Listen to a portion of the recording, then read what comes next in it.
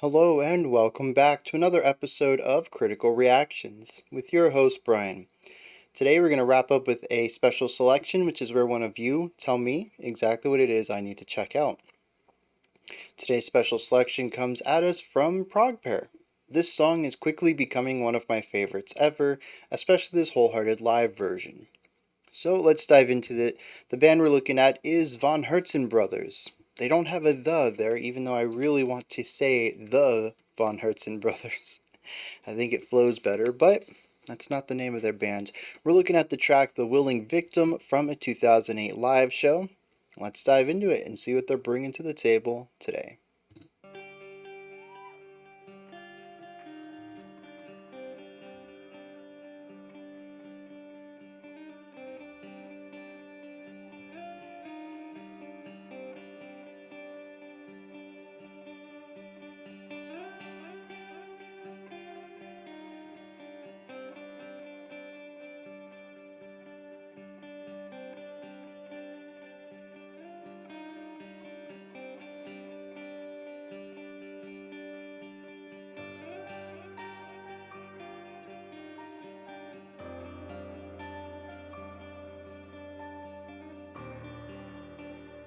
Beautiful atmosphere.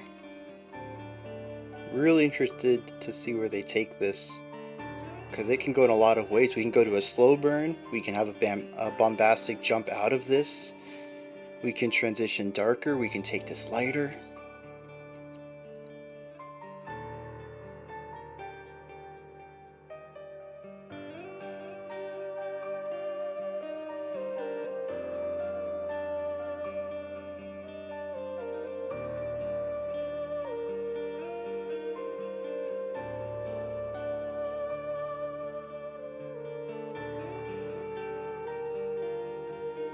I love the dynamics on that.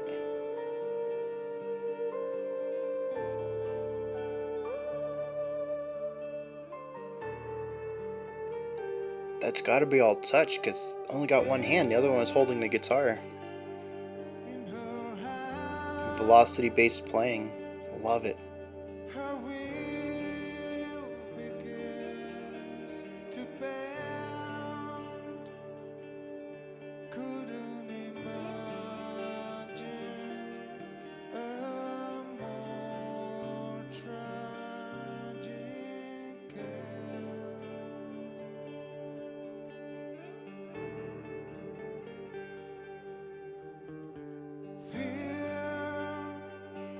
Penetrated like a knife, feeding on the dying vapors of life. Her breathing is fading, I'm failing again.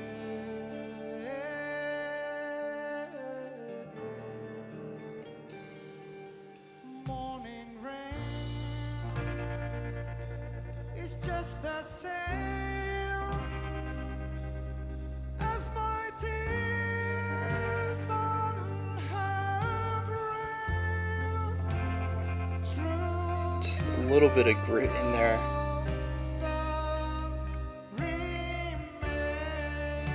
Pairing the vocals with the guitar. Without a face, like the air in the space, pure as her sacred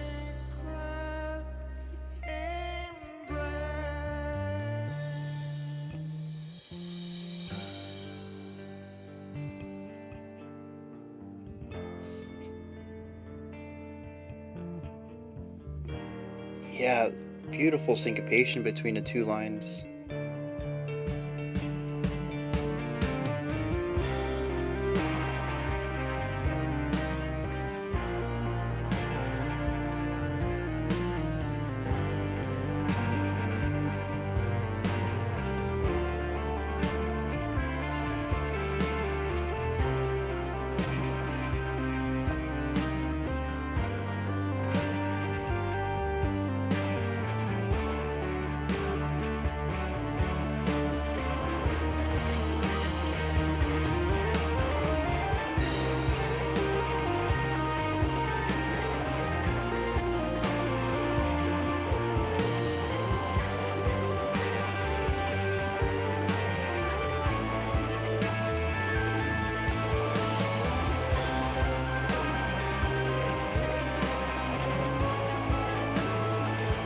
Interesting.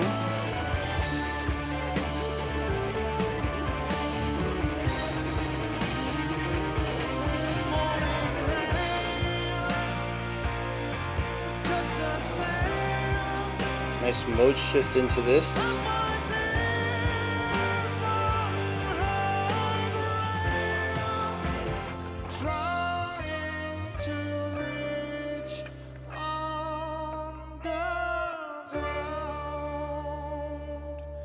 She forgive me the next time around?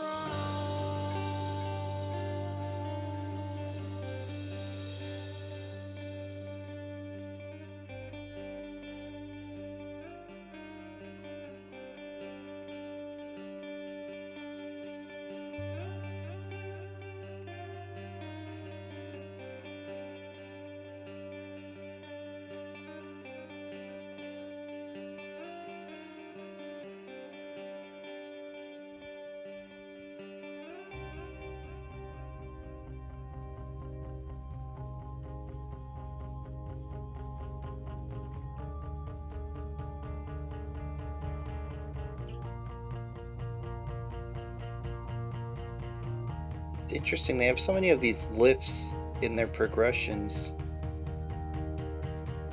as overwhelmingly somber and melancholic as I think the song is aiming for. It's interesting to see this little bit of hope consistently popping up throughout the track. My life is torn, I'm burned. I never really learned, and no one in this world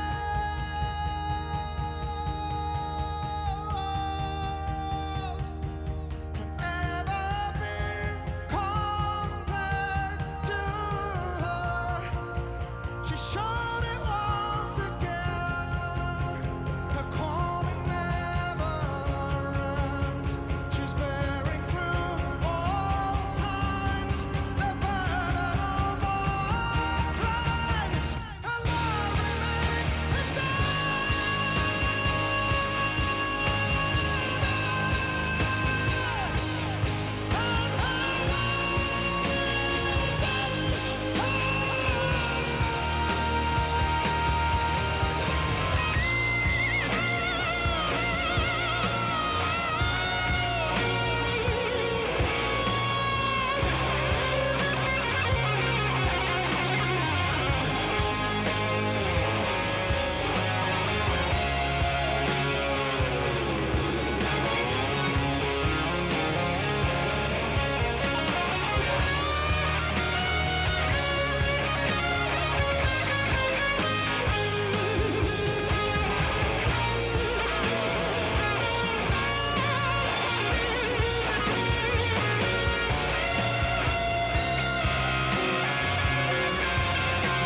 Oh, that walk down.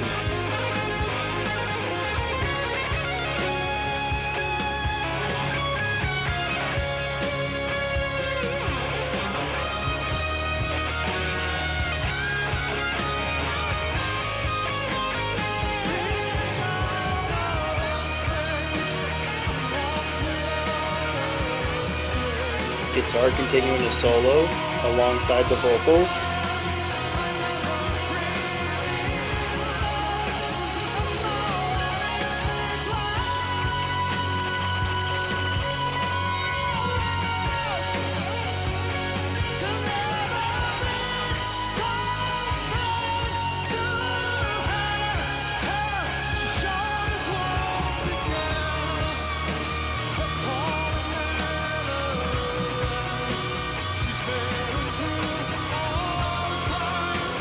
Really leaning into that tension on that guitar.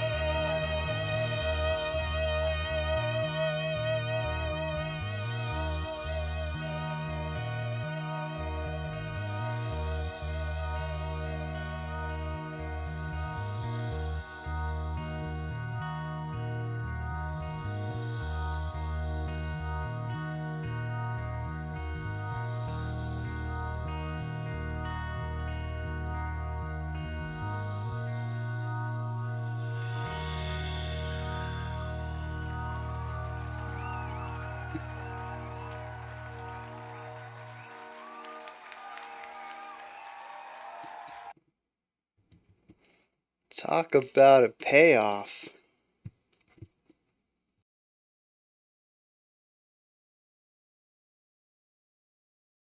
The patience of consistently alluding towards that final moment there twice over, I think, throughout that track.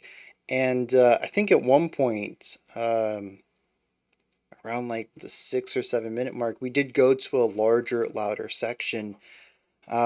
But it really wasn't quite the moment yet, and you could feel it. Our choruses were a bit more bombastic than the more ambient verses. And we have these moments of hitting this peak, and we keep hitting this peak over and over and over. And this is like the highest the song gets. And they really take their time and patience to lull us into this false sense of peak. And we think that this is as big, as major as the song is going to get. Um, Granted, volume wise, this peak that we have throughout the track is the loudest we get, but it's the composition, it's the impact of the chord progression, it's the layering, it's uh, filling out the sound sphere not through volume but through width, through ornamentation, through instrumentation. It's all of this that comes together at the end and transforms the ending from something that could just be another peak that we've had into the high point of the song.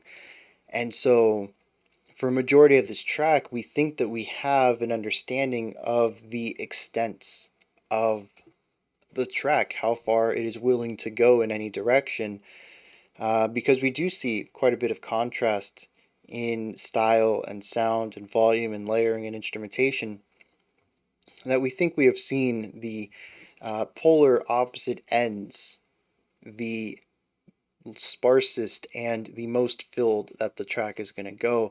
And the ending certainly exceeds that expectation that they have given to us. It's genius.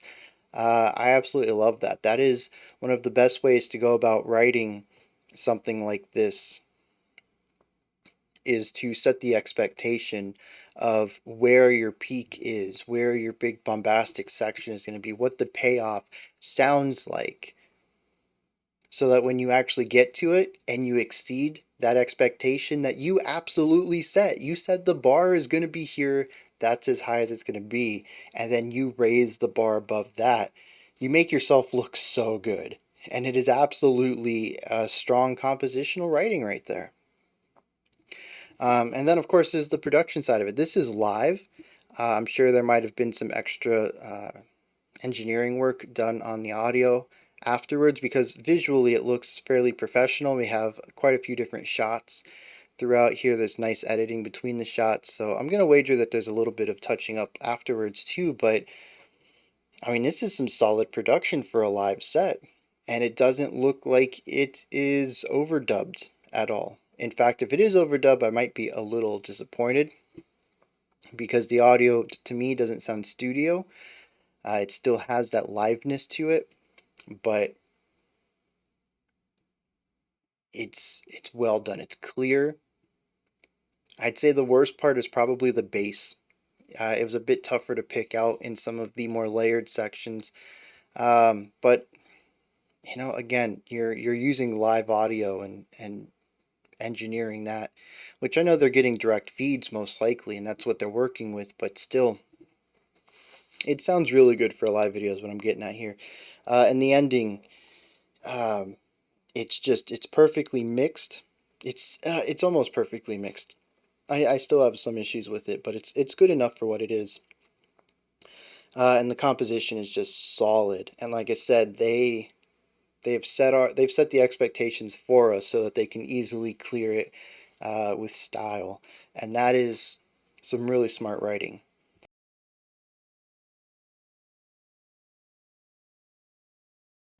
So one thing I want to point out is the way that they build atmosphere, and specifically the emotional element of the atmosphere. Because I think it's really interesting how they go about crafting this. The opening of the song is weighty, it's sorrowful. There's a real strong, a large black cloud hanging over the band as far as our opening minute goes, give or take. But it's interesting that just past this, usually on bar 3 of every 8 bar phrase, we have a lift that comes up. And it's interesting not just that it's harmonically present, but that it's melodically present as well. When we had the keyboard solo around the 4 minute mark, 3 minute mark, somewhere like that earlier in the track, they would follow this. And when they got to bar 3, they would land on a key note that emphasized this modal shift into a bit of a brighter, more positive sound momentarily before diving back into the darkness. And so throughout this entire track, there is this beacon of light. The hope is never snuffed out. And I think it's interesting then when we get to the chorus, what is the foundation of our bombastic section, but we do hear it previously as a little bit of a foreshadowing. I don't know if chorus is the right word for it, but it is a repeated section that we don't hear. We don't hear anything else that's repeated like that. There is a verse-like idea going on, but as far as I heard, the instrumentation was the only thing that was repeated there, not the lyrics. Um, but yeah, this is a complete shift. This chorus section that feels like brightness is the de facto emotion. I'm not going to say that it's happy. It's not joyful. It's not even victorious. We haven't defeated the darkness, but it is hopeful from beginning to end. Whatever this light is that momentarily flickers throughout most of the track is on full blast here. And I love that the song ends mostly on that sound. It is a fantastic roller coaster of emotions going through this track and feeling these highs and lows, the dips and the recesses and the slight gains before dropping back down. It is very carefully paced emotionally to ensure that the listener is along for this ride. There is nothing, I would say, ambiguous about what they're aiming for. It's very explicitly laid out that there is a little bit of positivity within this darkness, and they use cliche, trite, iterative chord progressions throughout this, but I think, again, it's deservedly so. They don't want this song to be something that everybody doesn't pick up on or that you need to hear a few times. They want the message of the music, at least. I don't know about the lyrics, but they want the message of the music to be immediately understood. From the very beginning, you can feel the weight of the track, and by the end, you can feel that weight released. First time listen or not. And it's really smart of them to use music the way that we expect it to be utilized in this capacity with such very clear-cut usages of these chords in order to achieve this direction and journey. There's a very cool mashup of genre in here. The ending sequence with all of the layers feels very post-rockish to me. There is a lot going on. We have counterpoint between the guitar solo and our vocalist. It sort of blends into wall of sound. I don't know if that's how it is on the studio, but that's definitely what it ends up becoming here with this live rendition. It's a lot going off all at the same time. That's very post-rock. But what's interesting is that the melodic lines that our solo guitarist is utilizing and the chord progression underneath it, to me, harken back to prog rock. There's some Queen elements in here as well, especially when you listen to the guitar solo itself. I hear a lot of inspiration from Queen and maybe even a little bit of Pink Floyd in there. Vocally, though, this feels very alternative rock.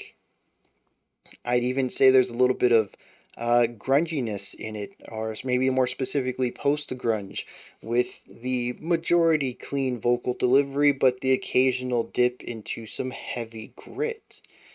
Some of the guitar work that we hear, especially in the more somber sections, especially when we look at the chord progressions we get off of our rhythm guitarist, feel very grungy to me, or alternative rock.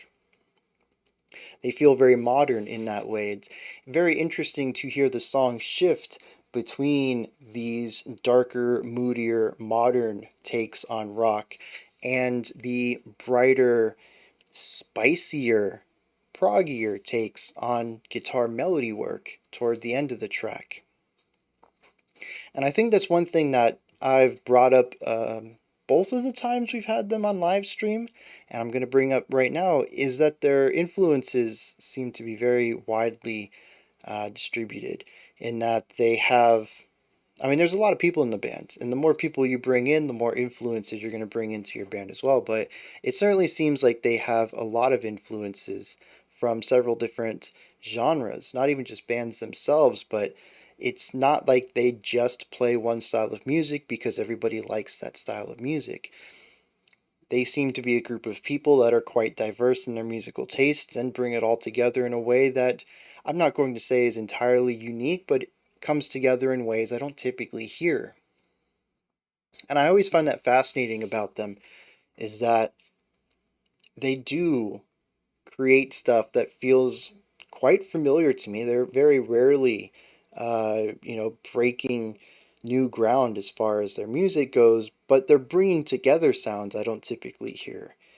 And I really appreciate that bridging between familiarity and uniqueness.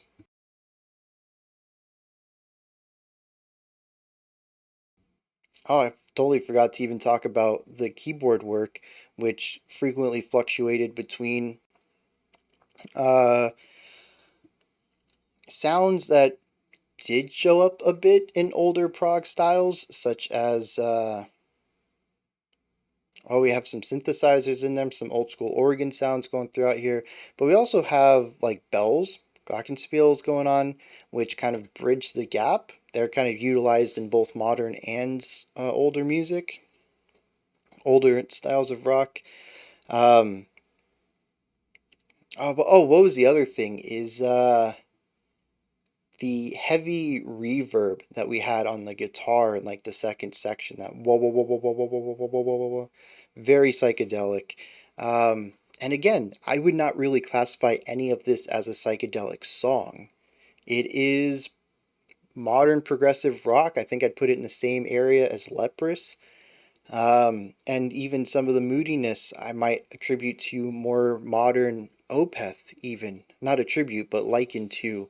There's nothing in here I'd say psychedelic or very clearly prog rock, but that guitar tone with the heavy reverb is very psychedelic. It's very prog rock, and it's those little things, the little influences that come in here and help them shape their rather unique sound based on utilizing iterative ideas from all sorts of different things and combining them in new and interesting ways.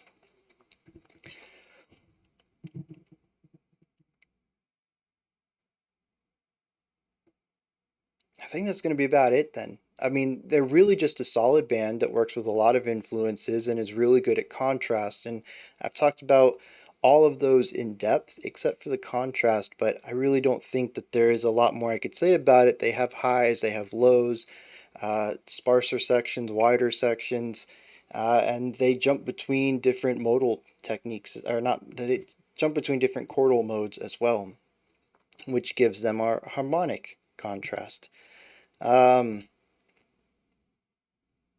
One thing though, for people who are coming to this, and this is the first time they've heard Von Hertzen brothers, if I remember correctly, they do a lot of vocal harmony as well. At maybe two, but maybe three as well. I think all three guitarists do vocals at times. Not on display here, but if you like what you heard and you like vocal harmonies, I'm like 70% certain you should check out more of these guys because you'll find that elsewhere. Like I said, we have done two live streams of them, and I was quite enthusiastic about both of those. And those are more casual reactions. I didn't get to dive in as much. I'm really glad to look at what makes a lot of this track tick, because I've had these thoughts building up within me regarding them, and haven't really had a place to talk about what they're doing and why it connects with me in that kind of capacity. I'm going to take a second to hit some lyrics and we'll wrap this video up. I'm curious what the context of this is. The text itself speaks about somebody who, well, in our first couple of stanzas, is dying, and the stanzas afterwards is dead. And we're left with our narrator speaking about how this person meant the world to them, and no one will ever replace them, no one will ever be as awesome as them.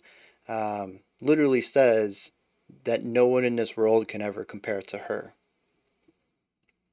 That is word for word in the lyrics.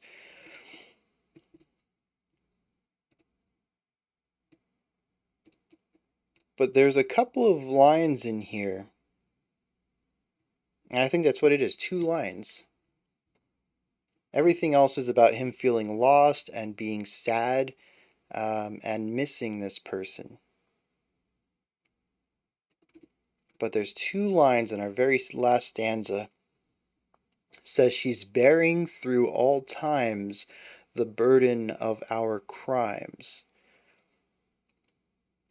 And I'm curious what the story is that surrounds this. What led to her death? Was she protecting him? Did she take the fall for something he did? Did she protect him from something? Right? The beginning of this track is him leaning over her as the life fades from her.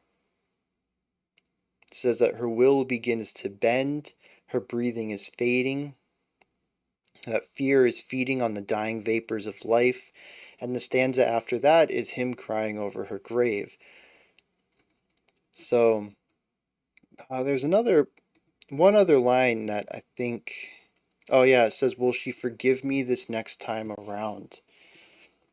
So it definitely seems like he did something that put her in a precarious position, and she ended up giving her life because of it. Whether it was a protective action in which she shielded him from something, maybe she took the fall for a crime, or she jumped in front of a bullet, or, stereotypical things like that. Or his actions put her in harm's way and she paid the price for his actions. But it also says that she shares the burden of our crimes, which our doesn't necessarily need to be the two of them. It could be the narrator and someone else, maybe who he's singing to, a partner in crime, so to speak. But yeah, so like ignoring the context of it, I think this song has a lot of strong emotional aspects, and I'm really curious where the brightness in the track comes from. I kept talking about sort of hope shining through the darkness, and I don't really see that here. This is a song about feeling completely lost and broken and beaten down and shamed, feeling of shame. He's seeking forgiveness. Forgiveness for actions that took somebody that meant the world to him. This person is certainly at their lowest point, and there's nothing in the lyrics that show any sort of redemption or salvation from that. So I'm curious if the context helps add to that. Maybe it's part of, maybe those questions are answered elsewhere in this album. Oh, it's the final track of the album. Uh, I'm guessing not then. There is absolutely no annotations on this. There are no interview snippets, nothing. I'm kind of curious. I love the music, I do, and I don't think that the lack of hope in the lyrics diminishes my experience and feelings towards the track. I still really enjoy what I heard, but I do think it would have been elevated if there was something in the lyrics that would have tied into what I was hearing musically. And it's possible maybe I misheard some stuff. Maybe on a second listen, the context of the story makes those lifts tell something different rather than hope. So, but yeah, I mean, this is 3 for 3 for Von Hertzen brothers. I'm pretty sure they're already in my list. Actually, I know they're in my list. And I need to get around to them sometime because they are just a really neat cross section of a lot of genres that interest me, but done in a way that works better for my ears and my tastes. It's a really nice way of wrapping up a lot of stuff I'm kind of iffy on into a format that I enjoy already. Those are my thoughts on Von Hertzen Brothers' The Willing Victim. So yeah, it wasn't that she was collateral. She made a choice to be the one who died for him, for whatever his actions were, and that's got to weigh even heavier. Yeah, the fact that the music dips away from that weight and that uh, that sorrow for any sort of moment at all, I think is really interesting, and I'm curious to go back to it now, especially to the final heavy wall of sound post rock bombastic moment, because I did mention that that was a very hopeful element in the chords.